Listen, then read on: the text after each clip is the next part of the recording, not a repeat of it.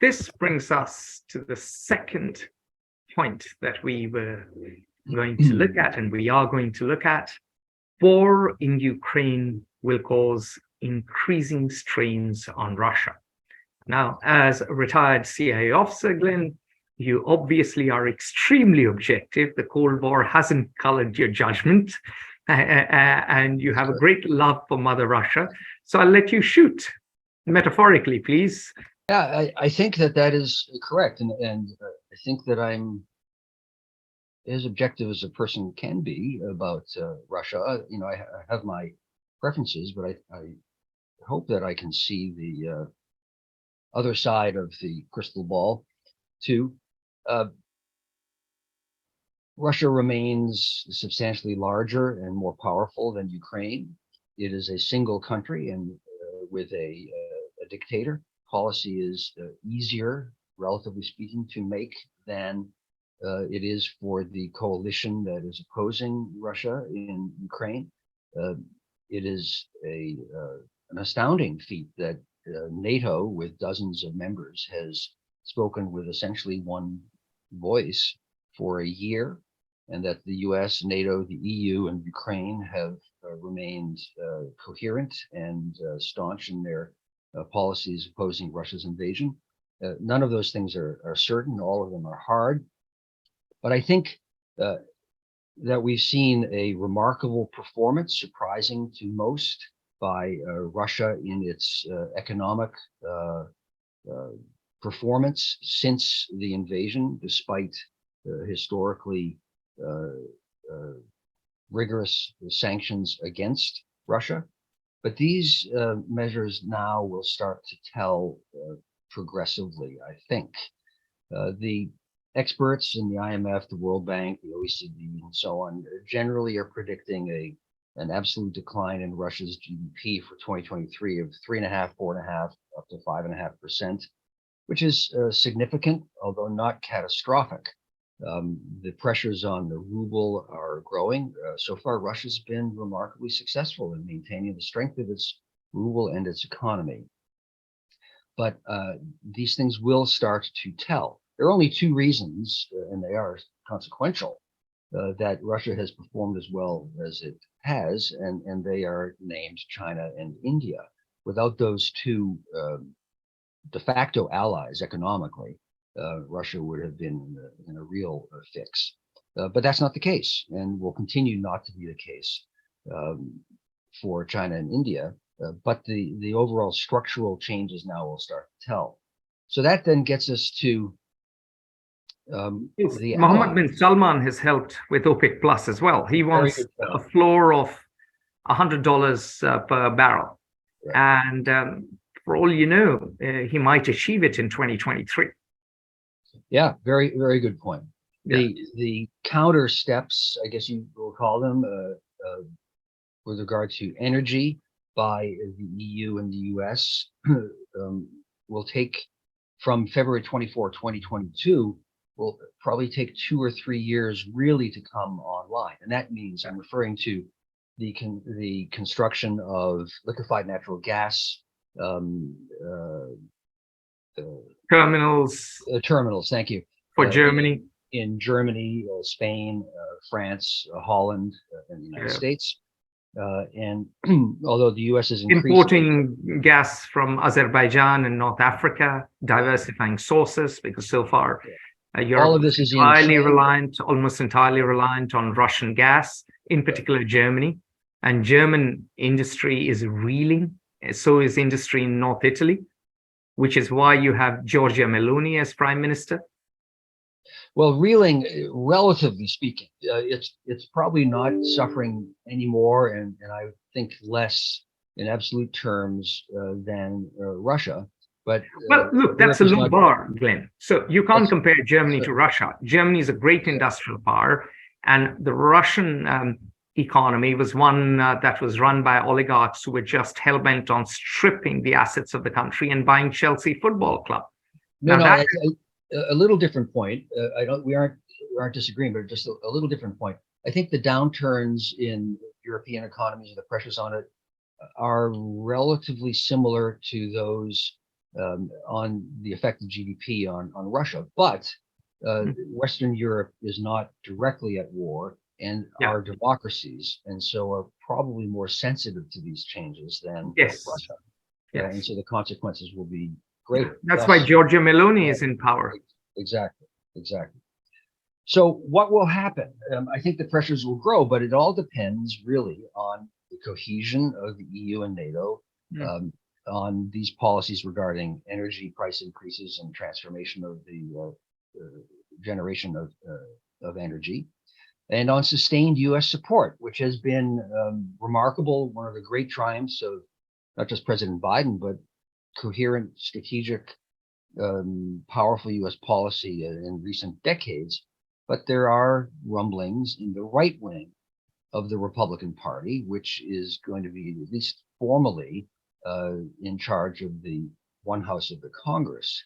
The house that controls the money. That's the lower house. Budget, and they are more isolationist and hostile to Ukraine.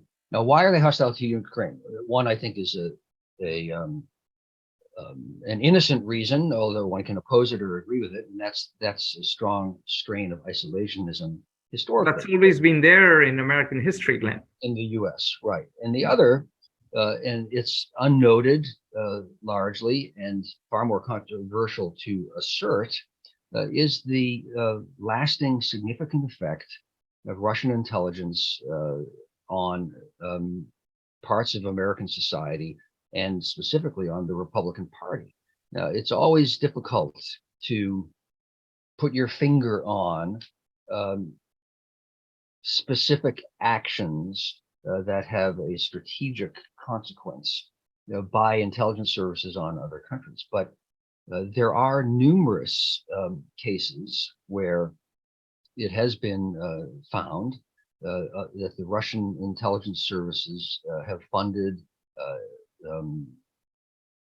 lobbying groups and influential groups in society, such as the National Rifle Association or others.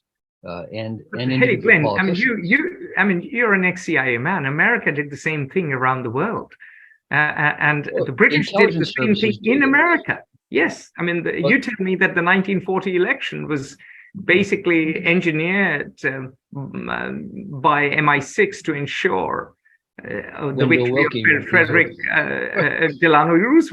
Delano Roosevelt. Sorry. Wendell Willkie be the Republican candidate for president. That's so true. What's new? What's new? Well, there's nothing new under the sun, but there are differences in level. And it was true when I was working, and I believe it remains true, that Russia had active in the United States more intelligence officers than the CIA employed in the world.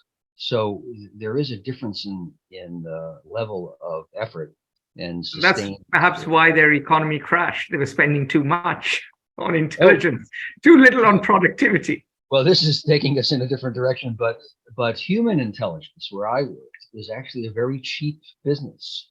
It doesn't cost a lot of money to buy someone, which is a sad comment on human nature, but it is true. Where the money comes in intelligence is in technical intelligence, which really means spy satellites and rockets and things like that. So the National Security Agency in the American context gets most of the money, 80% of the money.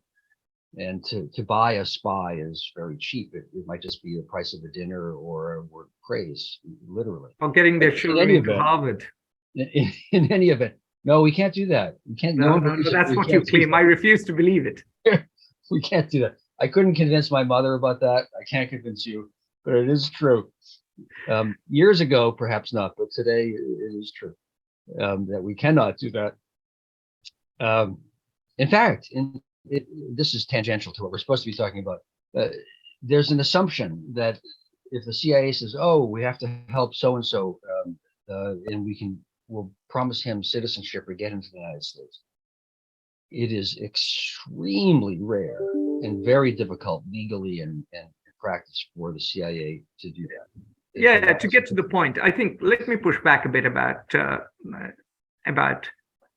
one point. I think, which is that the assumption that, yes, Russia is under enormous pressure, the assumption that it is under more pressure than Europe is both true and untrue, because Europe is so fragmented, because Europe first followed a policy of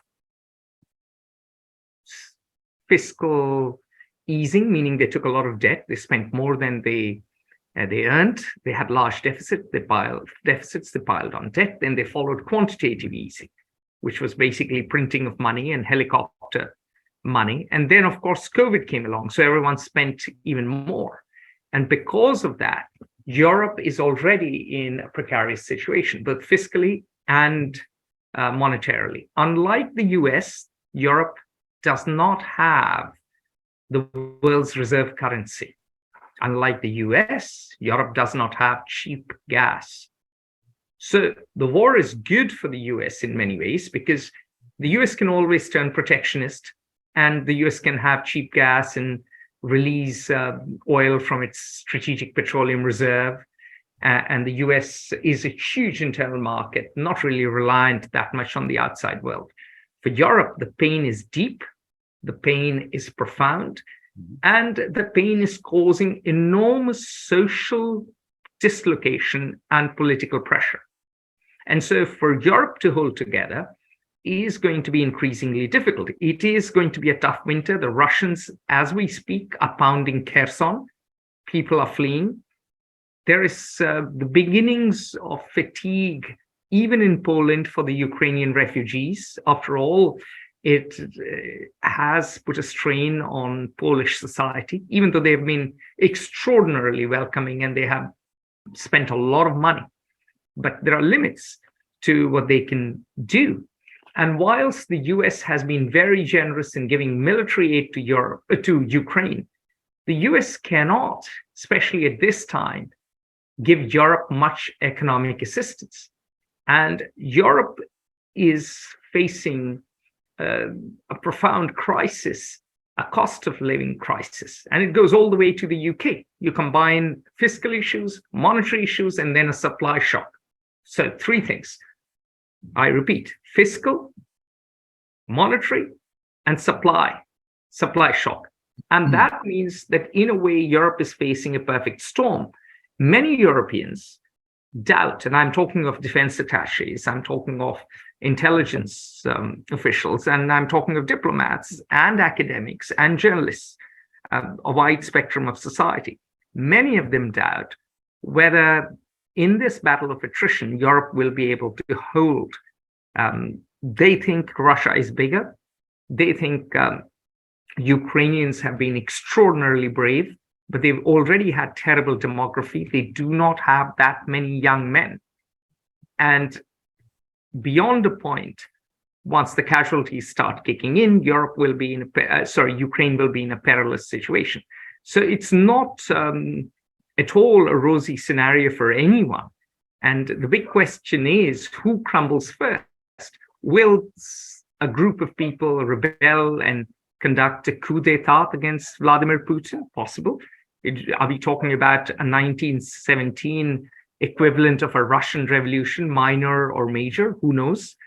Or are we talking about a 1941 wherein Stalin miscalculated, Stalin screwed up badly, and yet people were so terrified of him that no rebellion came, and he was able to regroup, and Russia, given its extraordinary size and resources, was able to literally send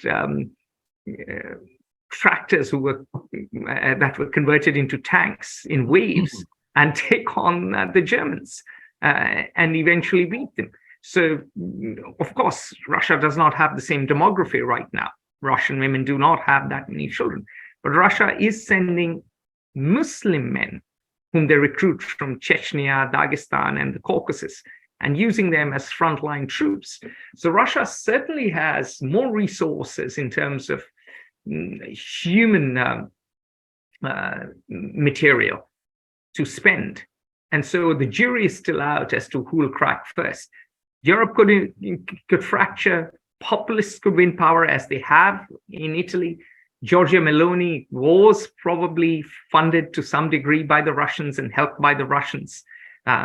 You've talked about Russian intelligence operations. They've done it. They will do it. You do it. It's a game everyone plays. So we are really looking at a more messy scenario than Russia being in trouble. An error, although widely accepted as a truth, that there is not just moral equivalence, but equivalence in Oh, there isn't moral equivalence at all. I think the Russians have been absolutely savage. They've committed war crimes. We know that Vladimir Putin is ruthless. Anna Politskaya years ago was killed on his birthday. What he did in Chechnya is terrible. I'm just talking very matter-of-factly about the costs of war being the cost of war is not the terrible on everyone. Not touching upon on the relative degree of covert action, as the CIA calls it, influence operations on various societies, and it truly the CIA is dwarfed in the level of operations and activity and influence that Russian intelligence exercises on Western societies. But I'd like to get to another point. I think I know that we agree that the issue is who will crack first, really. I think my point is that the strains are increasing on Russia now in a way they did not in 2022.